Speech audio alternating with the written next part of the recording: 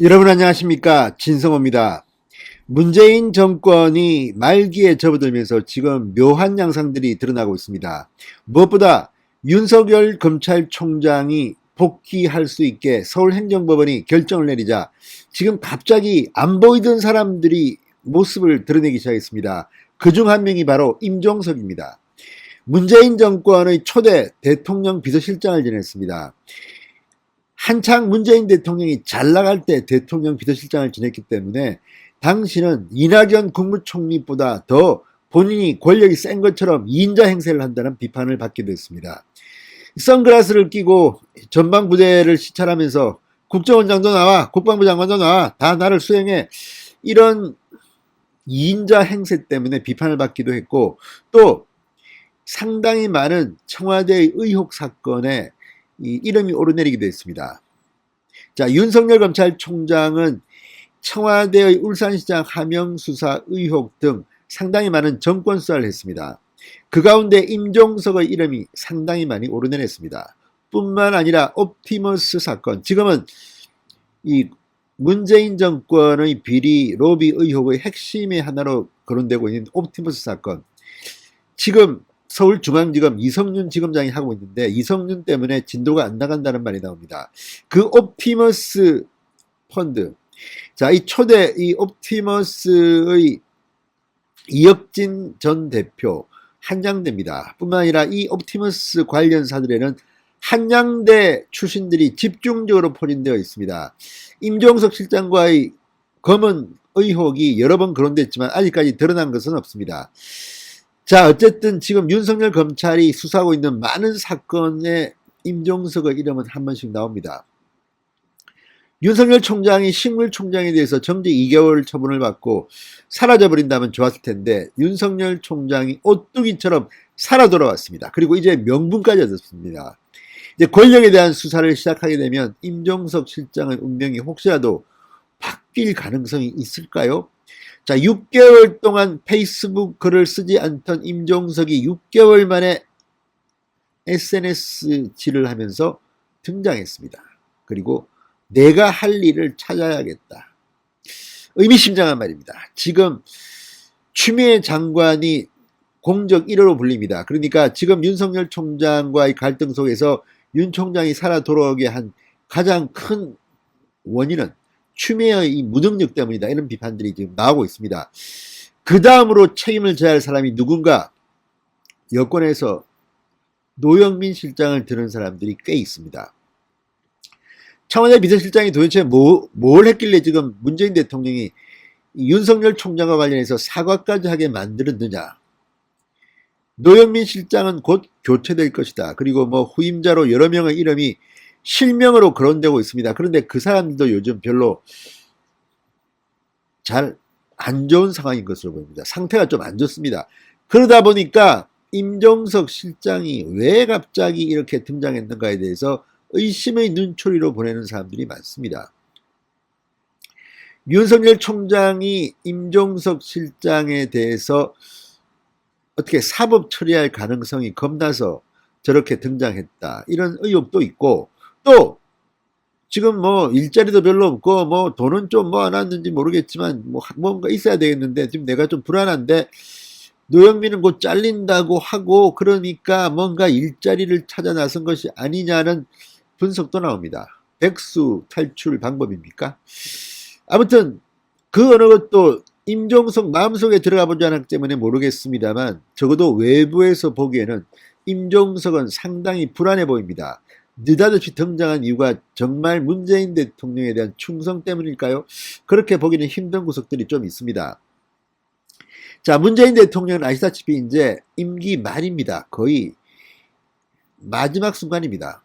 잘못 마지막 청와대에 들어갔다는 낭패를 보기 십상입니다.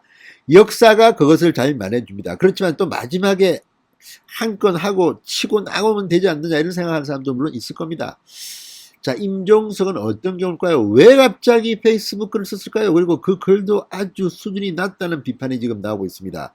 이 사람이 지금 도대체가 민주주의 시대에 이런 조폭 뭐 하수인 같은 글을 써야 되겠느냐, 이런 취지의 반응도 나옵니다. 자, 임종석 실장 왜 6개월 만에 페이스북에 등장한 걸까요? 진성호의 융단 폭격 시작합니다. 임종석 전 청와대 비서실장을 융단 폭격합니다. 방송에 앞서 아직 진성호 방송의 구독자가 아니신 분들은 붉은색 구독 버튼 눌러주십시오.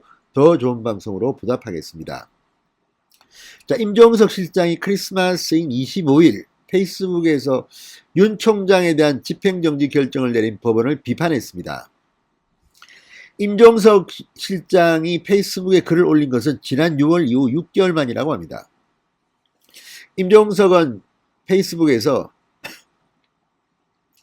단단한 눈뭉치에 정면으로 이마를 맞은 느낌이다. 정신이 번쩍 든다. 검찰의 태도와 법원의 해석, 너무도 생경한 선민의식과 너무도 익숙한 기득권의 냄새를 함께 풍긴다. 이건 무슨 자다가 봉창 두들깁니까? 거꾸로 아닙니까? 지금 문재인 대통령 주변의 사람들이야말로 너무나 생경한 선민의식, 너무나 익숙한 기득권 냄새가 풍기는 거 아닙니까? 자기들 마음대로 할 수 있다고 생각하는지 180석 범정권의 성남 믿고 지금 미쳐 날뛰는 자들이 누굽니까? 임종석은 거기에 끼지 못했던 불만을 이런 식으로 표출하는 겁니까? 아무튼 단단한 눈뭉치에 정면으로 이마를 맞은 느낌이다. 정신이 번쩍 든다. 자, 윤석열 총장이 자신을 잡아갈까봐 겁내는 건지도 모르겠습니다. 임종석은 사실과 진실을 쫓지 않는다.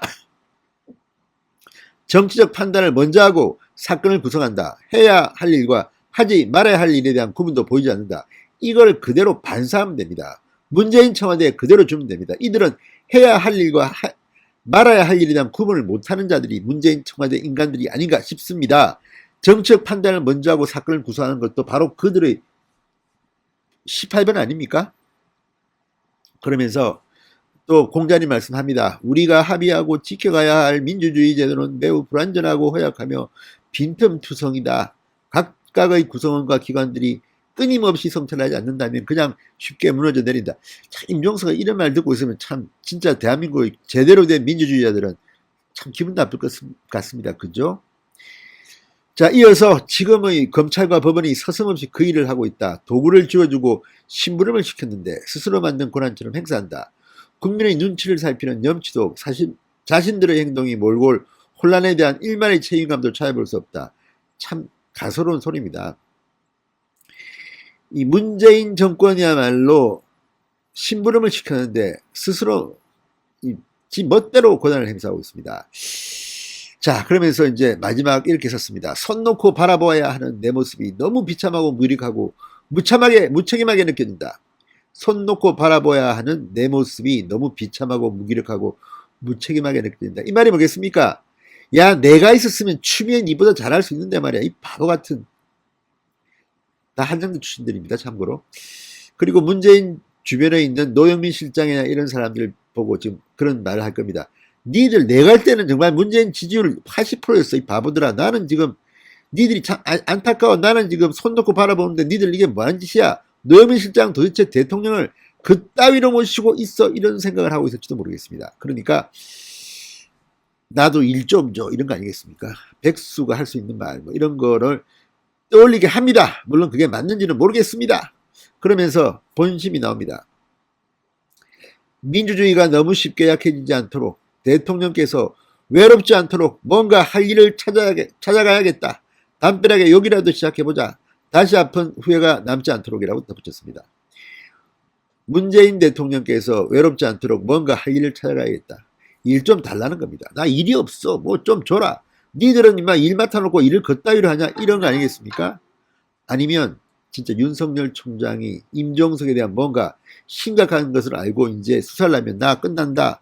나 도망쳐야 돼. 윤석열 쟤 좀 맞아줘. 그래서 임종석이 뭔가 일거리를 찾는다는 것은 뭔가 일을 맡을지도 모르겠다는 생각이 듭니다. 아무튼 문재인 정권은 지금 전부가 다 거의 패닉 상태에 빠진 것 같습니다. 이럴 때일수록 윤석열 총장이 정말 역사의 죄인들에 대해서 확실하게 정의가 살아있다는 것을 보여주시기 바랍니다. 진성호의 융단 폭격이었습니다. 여러분 감사합니다.